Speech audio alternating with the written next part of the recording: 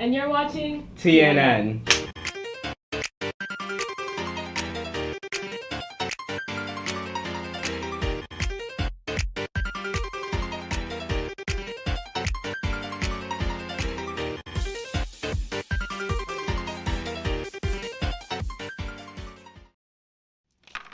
You're not No, even because- supposed to roll. no, What are you doing? Because it's Wait, public. no, No, You're bankrupt. You're bankrupt. I'm bankrupt. You're filming. Oh, Sorry. Welcome back, TNN. If you think about it in a way, this correlates with what our topic is for this week. This week's topic is Monopoly. No, this week's topic is housing and economy. And I just lost all my money. You didn't have money to begin with.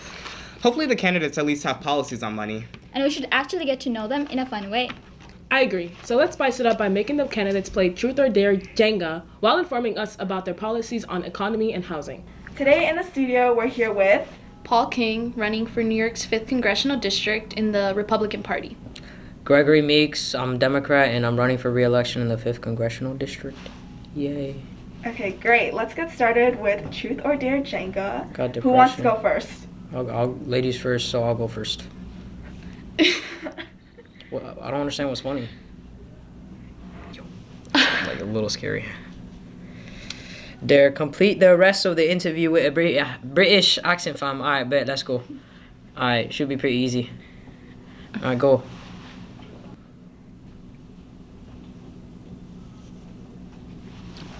Oh my god, bro. Okay, I got a truth. What are your opinions on small businesses?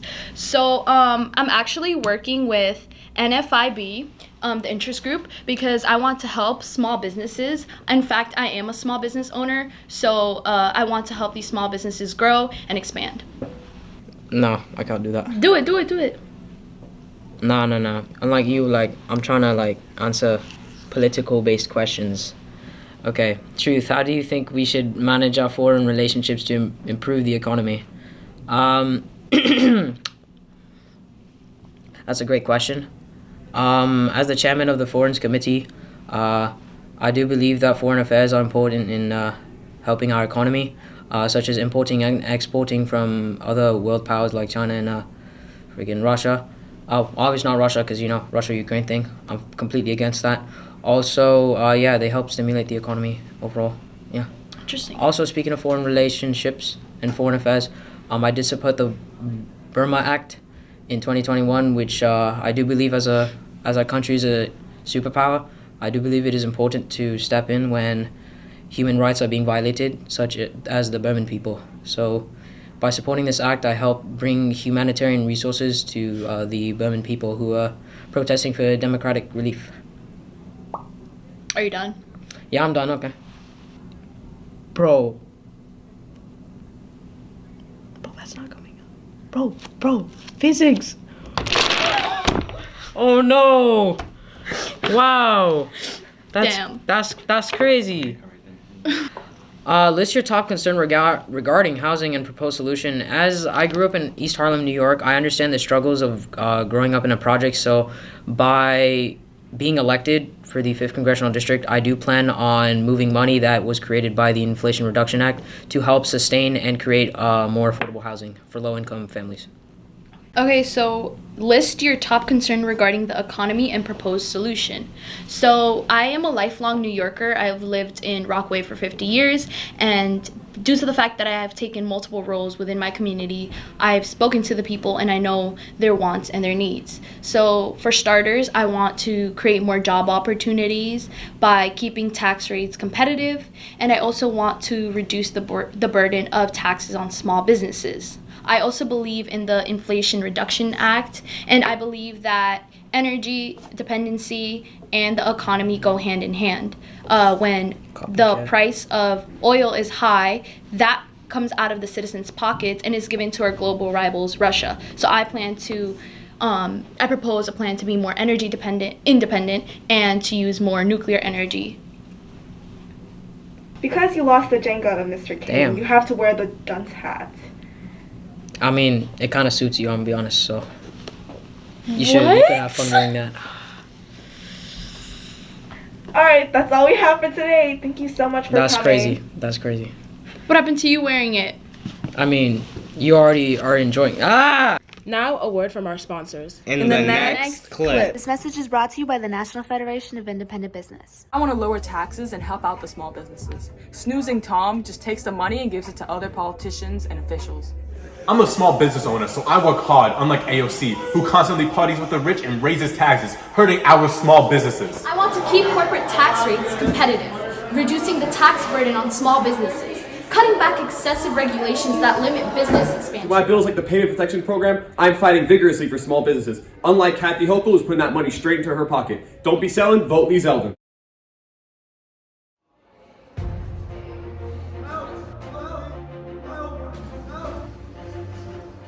Bippity boppity, I'll save you from these Democrat policies. Don't worry, I'll always protect you from Democrats. We here at Citizens United support Lee Zeldin for governor because... Yes, your interest in mind. Don't be selling, vote for Zeldin.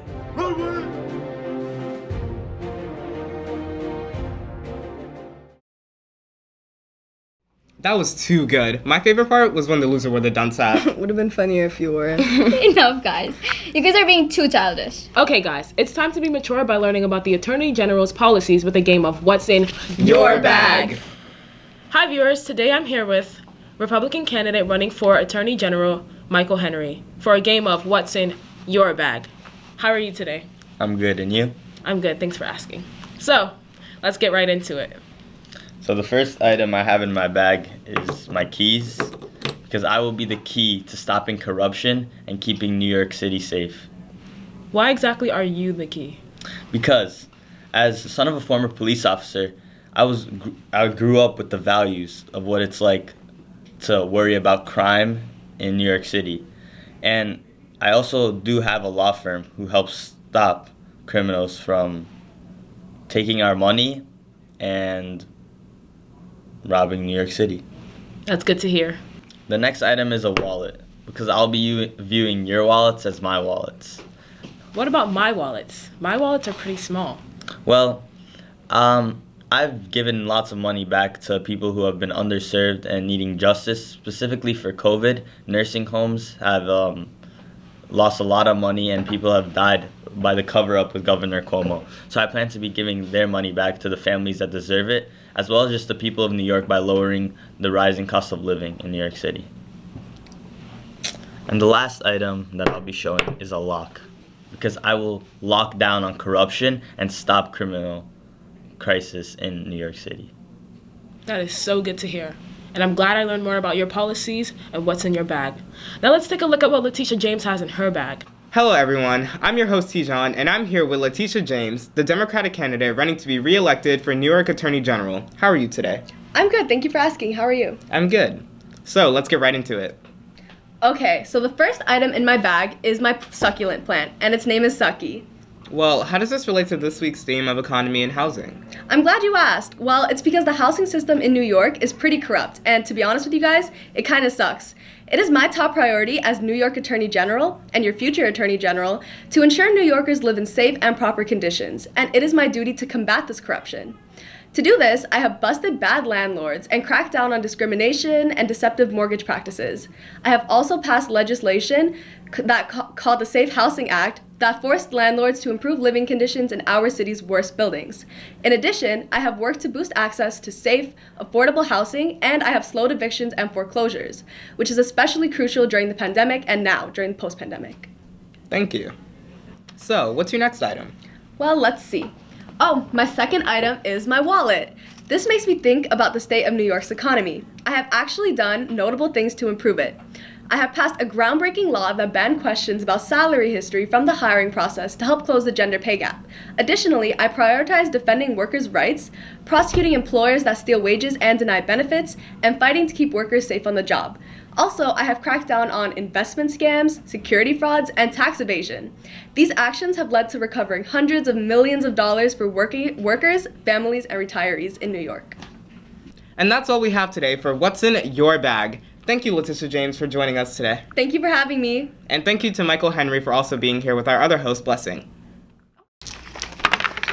Wait, there's another ad coming in. In 1763 was when the British... Oh my god, see, this is why you have the UFT to reduce class size and prevent overcrowding! The But don't worry, Mr. McCaughey. Even though your teeth are damaged, we provide dental and health benefits until you die, even after retirement. Remember, the U of T is for you and me.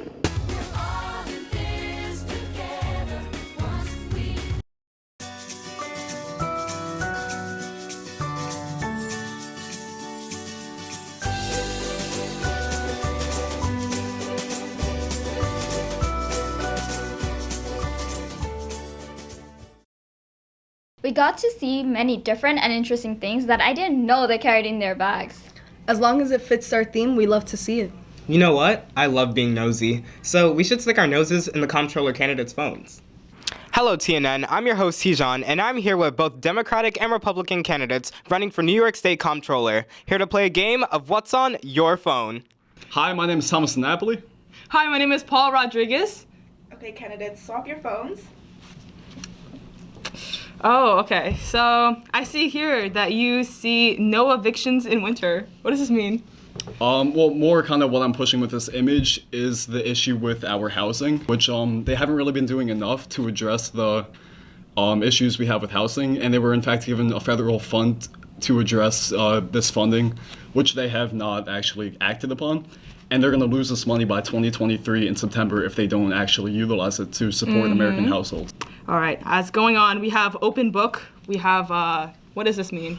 So the open book policy is something I've been pushing with my time as a comptroller, and it's essentially total tax transparency. See, you've previously stated that you want even greater tax transparency when I provided just complete transparency within our system. So I'm kind of wondering how would you manage to do this? How come under your transparency, 3 governors and 1 state attorney has retired? How come the people that support you, including Alan Hevesy and Shelley Silver, went to jail for pay-to-play bribery and corruption? Like I said, the open book policy is so that New York citizens can get full tax transparency and know where their money is going. This is not kind of show fraud or anything, but it just shows that we are being responsible with our money and making sure that it's going to the right place. Like I said, $80 million in restitution for fraud and 300 individuals arrested. And that's just lowballing those estimates too. It has been greater for both.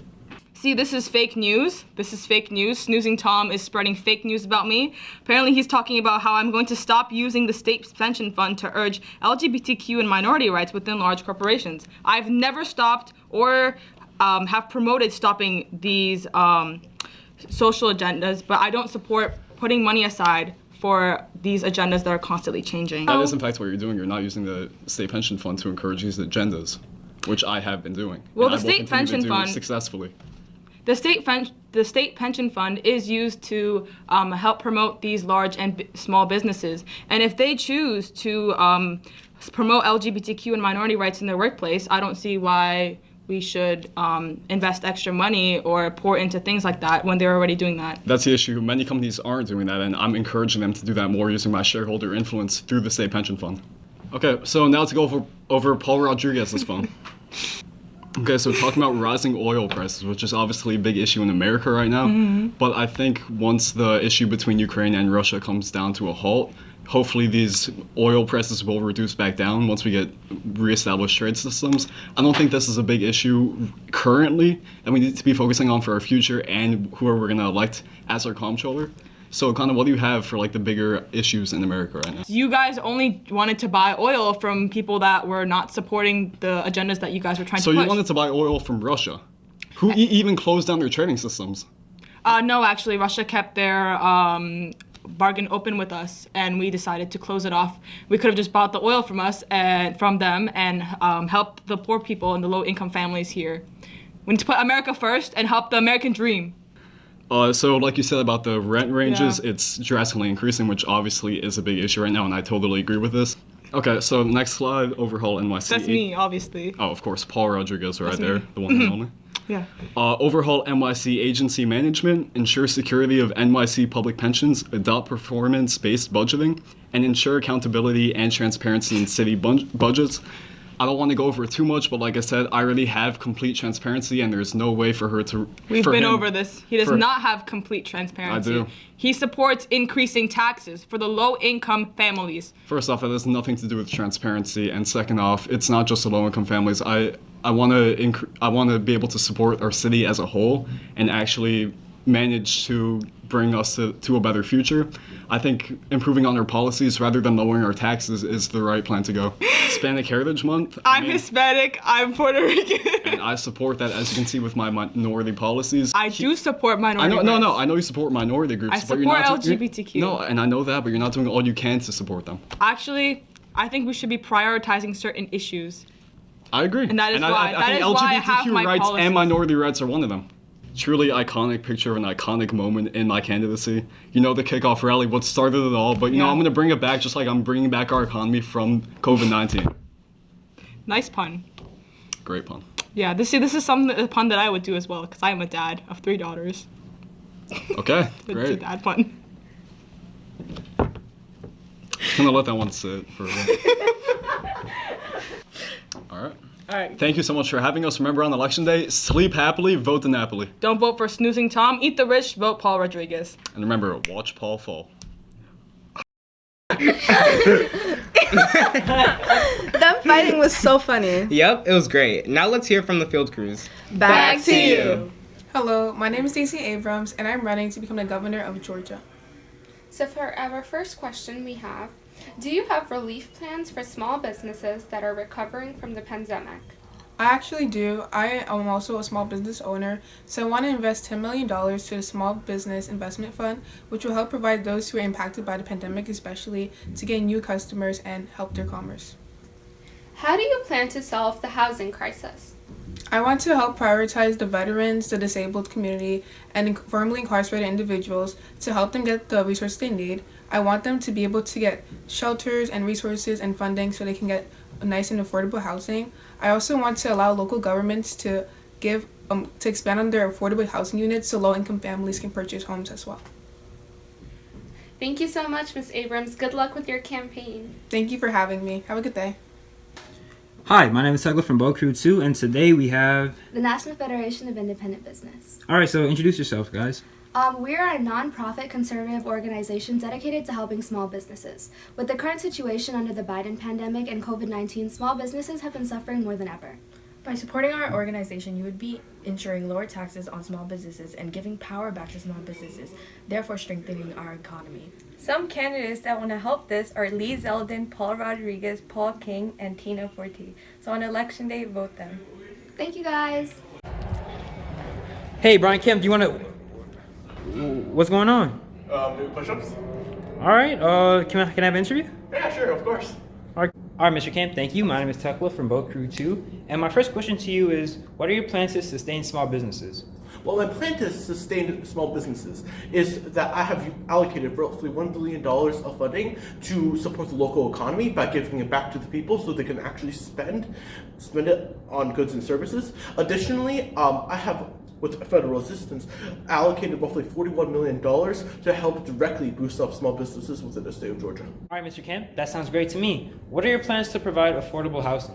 My plans to provide affordable housing is with me allocating roughly $62 million within the state budget to create roughly 20 housing developments within the state of Georgia to allow for relief for homeless people and for people with their livelihoods and housing at risk. So hi guys, what is your group and who do you guys endorse? We are the Greater New York Chamber of Commerce. We are a business advocacy and networking organization in New York City, and our mission is to facilitate the growth of businesses and create jobs. We support Nicole Maliatakis, Jack Martins, Paul Rodriguez, and Juan Pagan. We believe in low tax rates and a stable tax code, allowing businesses to grow the economy, create new jobs, and invest in our future and support society and communities. We believe in the power of American enterprise, human ingenuity, and business innovation to lead to practical, sustainable, and profitable solutions. So, it's a no-brainer. Support the Chamber! What's up, guys? Today we're here joined by Cato Institute, which is a special interest group. Would you like to introduce yourself? Absolutely. Thank you, Ned. We are the Cato Institute. I'm John Johnson. spokesman for the Cato Institute. And basically what we are is a libertarian think tank. In fact, one of the biggest think tanks in the world. And we strive to promote libertarian ideals, which means basically limits on how much the government can control you. We really believe in individual liberties and a free market. That's all about what we strive for at the Cato Institute. And we don't really endorse anyone, but we do tend to lean to the Republican candidates. So if you guys could vote red on election day, that would be great. Thank you. Hey guys, what's up? Today we're here joined by Kathy Hochul, who's running for New York State Governor. Would you like to introduce yourself? Hi, I'm Kathy Hochul and I'm running to be re-elected as governor. I stand for issues such as creating reforms for gun violence and things such as reproductive rights and spreading it further than New York. Got it. Well, this week is about businesses and housing. So, do you have any relief plans for small businesses that are recovering from the pandemic? Yes, of course. I think that small businesses are the backbone of this economy, and in order to get them fully relieved, we need to lend a helping hand. And there is $250 million from the COVID-19 credit tax relief program, basically. And it will support small businesses that had to either cut back on employees or give in money to help provide relief to their business because of COVID-19. Got it. What are your plans for providing affordable house care for any low-income family? Well, in order to create a better housing and affordable economy, we need to look at the funding that we're given. And there is $682 million that are given to New York from the financing and affordability housing programs. And I have contributed to that, and I will continue to contribute to that so that we create loving, safe, and just overall protective homes for New Yorkers. Thank you. And lastly, how do you plan on solving the New York housing crisis? Well, I will definitely focus on economy because I feel like that directly impacts housing and housing crises, and I will definitely make sure to put in my own money and create fundraising that will help provide the houses because, as mentioned before, the $682 million have provided 1,600 more available homes in New York, so I will continue to do that. Thank you, Ms. Hochul. And Thank any you. last words for the audience? Let's be vocal, vote for Hochul. Thank you so much. Hello, today we are here with Charlie Chris and we're going to ask him some questions about housing and economy. So, the first question is, do you have any relief plans for small businesses that are recovering from the pandemic, or do you have a way to employ the citizens of Florida? Okay, so under Ron DeSantis, our film industry, which used to be one of the biggest in the nation, has now suffered immensely. $1.5 billion in film and entertainment projects have been canceled in Florida. Under my previous term as governorship, I made sure that we were third in the nation for film production.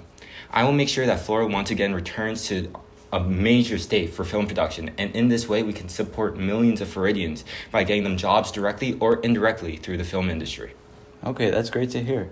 So, what are your plans for providing affordable housing for low-income families? Ron DeSantis has gouged housing insurance prices. He has made Florida unaffordable for those who need it. I will make sure that housing insurance and car insurance are lowered for all Floridians to make sure that Florida becomes more affordable for everyone, not just the rich. Thank you. Hello, Tiana. Today we're with Special Interest Group. We are the New York Communities for Change, aka the NYCC. So tell us a little bit about yourselves. We are an immigrant-based organization and a coalition of working families fighting for social and economic justice throughout the state of New York. So what are some of your main initiatives? We are currently advocating for the housing crisis, the climate crisis, and the excluded workers community. Are there any candidates that you endorse? We are currently endorsing Kathy Hochul, AOC, Letitia James, Gregory Meeks, and Charlie Crist. Is there anything else that you'd like to say to the viewers? Fellow citizens, we are setting a new range. 'Cause we are the New York Communities for Change. Hello, Tiana, and today we're with Ron DeSantis, who's running for governor of Florida. How are you today? I am great. That's wonderful to hear. This week is week 3, which focuses on housing and economy. So my first question to you is, do you have relief plans for small businesses that are recovering from the pandemic? Well, first off, let me say that it's been a really difficult couple of years for small businesses between the pandemic and then Sleepy Joe Biden's complete destroying of the American economy. It's been so difficult to be a small business owner. So that's why recently I donated $2.5 million in small business loans to help relieve the stress on these beautiful small businesses that make up the fabric of our country. That's good to hear. And my next question is, what are your plans for providing affordable housing for low-income families? Once again, it's been made so difficult to just live in a house because of the rate of inflation under Sleepy Joe Biden. So that's why I've donated $22 million in affordable housing relief. Thank you, Field Crew. Hope you guys know the candidates' policies on economy and housing better now. Yeah, the 26 different ones. We are your TV show hosts. Stay tuned.